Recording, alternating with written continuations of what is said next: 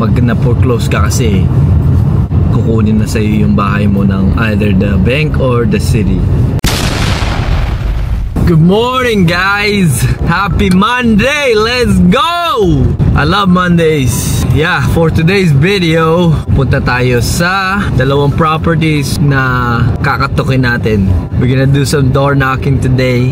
Tapos pupunta tayo sa doctor's ko kasi my left knee is getting worse from basketball. But that's not the topic for today.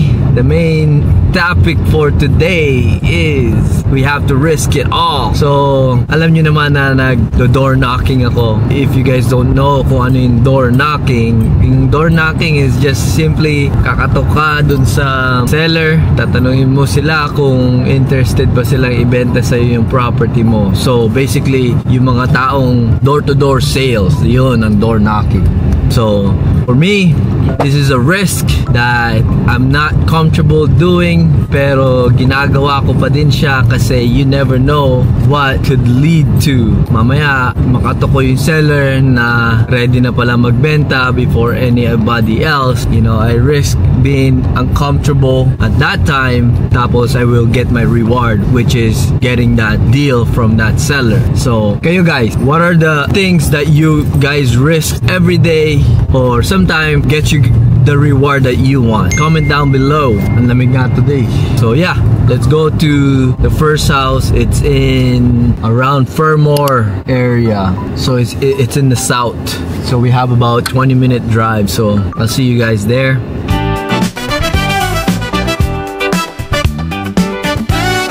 So just got here dito sa bahay ng seller. Kakatukin ko na siya. Ayan yung bahay. Hindi ko lang ipakita. But yeah, katukin ko siya. Pero pagka hindi sumagot sa pinto, iiwan ko to para meron siyang letter from me.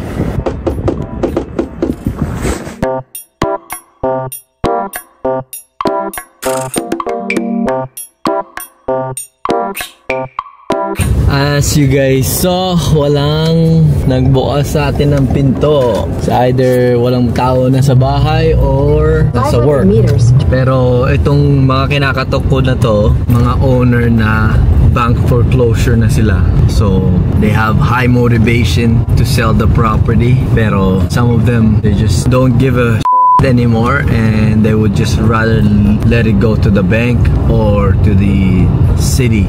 Pag na-foreclose ka kasi, kukunin na sa'yo yung bahay mo ng either the bank or the city. So, on to the next one. It is what it is.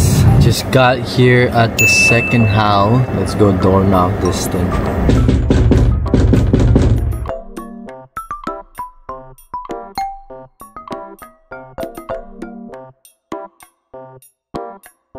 Alright guys, wala din nag-open ng door at this property. That's okay. Iniwan ko naman yung letter natin. So hopefully, tumawag sila. So let's go home. Masyado pa tayong maaga for my doctor's appointment.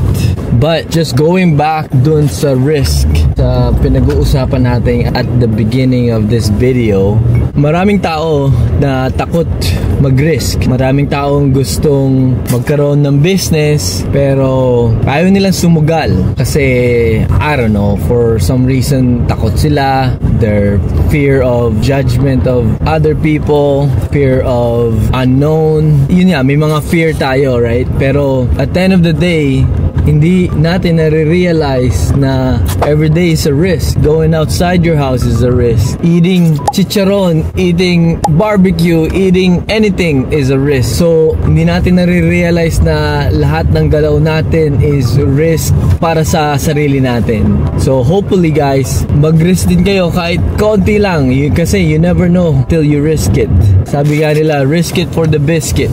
So pagka nag-risk ka, obviously there's going to be a reward. Merong iba din na nagre-risk pero hindi nag-workout kung ano man yung ginagawa nila and they just quit. But I would understand, pero still guys, don't ever stop kasi you only fail when you stop. So risk it all, risk it for the biscuit guys. Zoom call with AJ. Let's go. What's up, bro? What up? Damn, you got a nice camera, bro. Bro, it's the same camera. Oh, your quality looks better today. because of the light. I see. How's it been? It's been good, bro. How's things with you? Good, bro. Yeah. Yes, sir. Last agenda of the day. Kuya Elijah's basketball. Different training camp. So, hopefully he likes this one.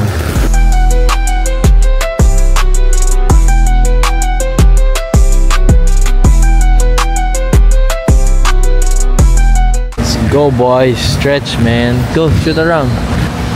So si Kuya Elijah medyo nagwo-worry kasi medyo advanced na tong mga kasama niya dito. Sabi ko naman sa kanya, don't worry kasi you're here to train, you're here to get better. So if they're advanced to you, that's okay. You'll get better too.